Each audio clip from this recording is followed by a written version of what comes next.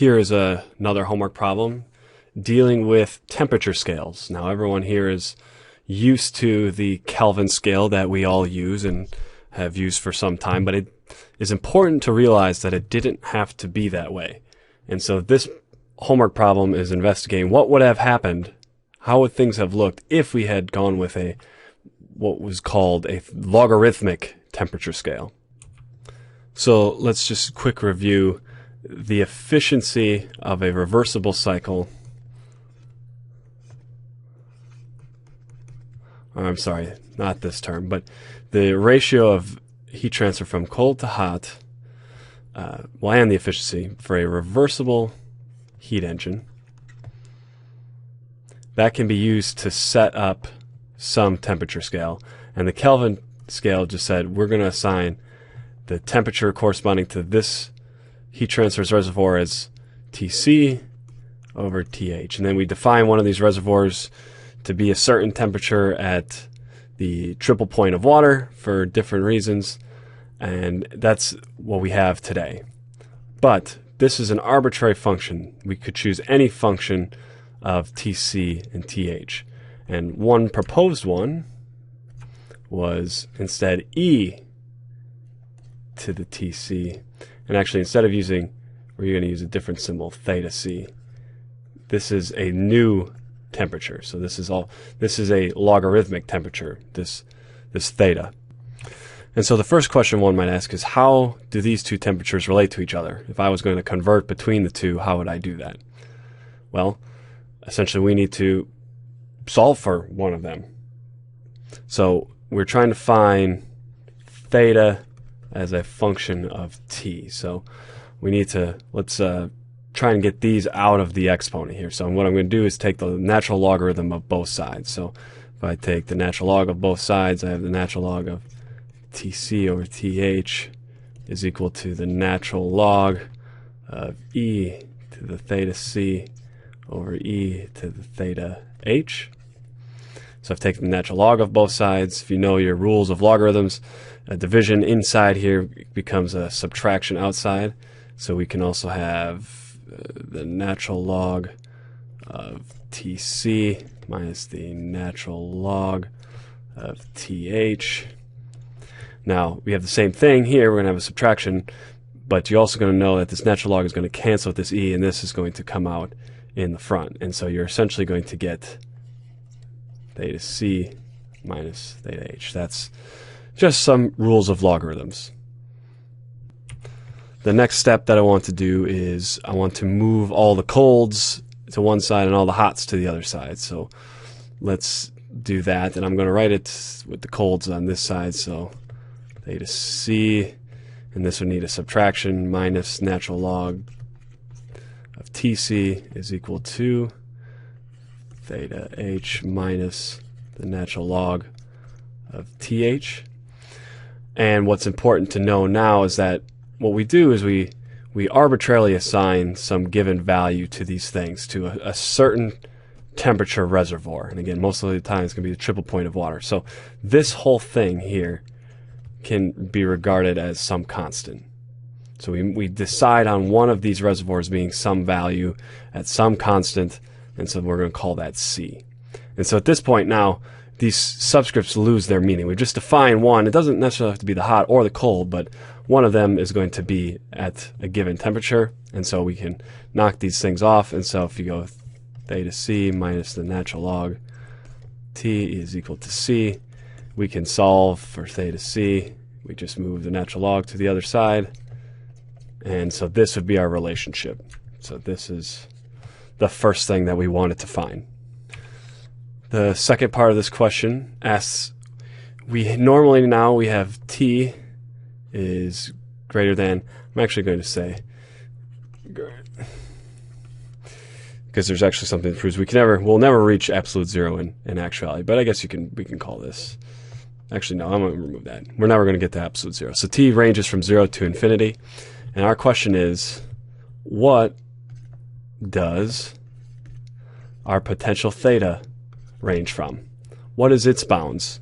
So this is kind of interesting. Not every value you have goes from 0 to infinity. Some do, some don't, but we're basically arbitrarily making this happen. Okay, so again, let me write this here. We have QC over QH for a reversible cycle is equal to, for our logarithm one, e to the theta c over e to the theta h. So what's the lowest we can go? Well, if we're saying we're talking about the lowest temperature, that by definition has to be the lower of these two. And so we're talking about how low can this term here go, or how low can it be? The term that's related to this QC, how low can it go? Well, this can go all the way to 0. This can't be negative. If it was negative, that would mean it's the hot reservoir, not the cold. Okay, so if it's the cold, it has to be greater than 0. It can't be 0. It can mean, well, arbitrarily close to 0, because if it wasn't, then you break the Kelvin-Planck statement of the second law. So we're really saying the lowest we can go. This implies that if this is greater than 0, that means e to the theta c is greater than 0. And so if we take the natural log of both sides, what you get is theta c must be greater than the natural log of 0. Well, this natural log of 0, what exponent will give me 0? Well, I have to do that to the negative infinity.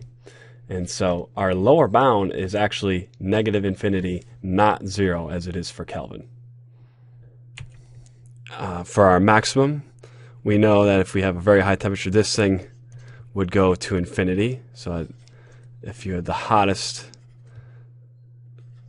possible temperature, that would drive this to infinity. And so that's saying that e to the theta h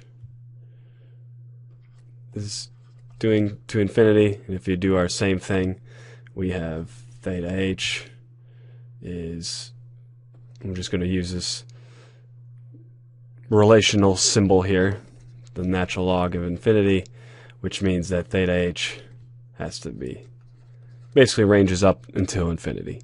And I think that's a little more clear than this one here. But what's interesting now is if you use this scale, we have a range from minus infinity to infinity. And so we have the entire real line. You're not truncating yourself just down to 0. The last thing that we would be interested in is the thermal efficiency, and we know that it's going to be related to this right here, 1 minus QC over QH. And if we're talking about a reversible process, we can do our replacement here, and so this just simply gets replaced. And now, instead of those nice fractional t, we have these exponents. But this is what, if we define our temperature reservoirs in this way, this is how we would get out our maximum thermal efficiency. And so this would be our Carnot efficiency. And this would be a little different. It would look a little different than what we have today. But that's, again, because of our chosen scale for Kelvin. And actually, I want to come back up to this point. I want to make this very, very clear. What we normally do is we will, for a given temperature thing, we will make one of these reservoirs be at a standard. So again, the triple point of water.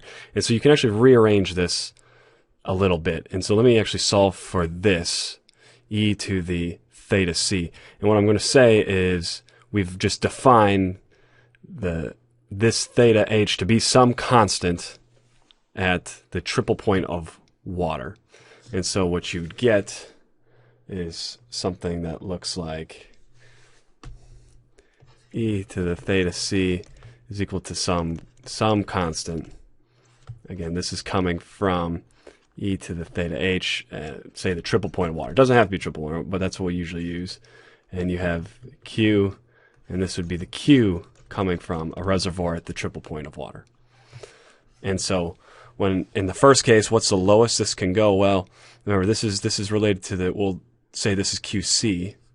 So if this is QC, the lowest this could go and still be positive, this has to be greater than or equal to 0, which means that, regardless of all this stuff, this has to be greater than 0, and we get our same thing. And then if it was a high temperature, the highest we could go, these signs actually flip. This is no longer the hot, this is no longer the cold, and so these things cancel out. But if this goes off to infinity, that means that this goes to infinity, as I show it up here. And so you can make this derivation as well. But this is another way to look at it. I hope that is very clear.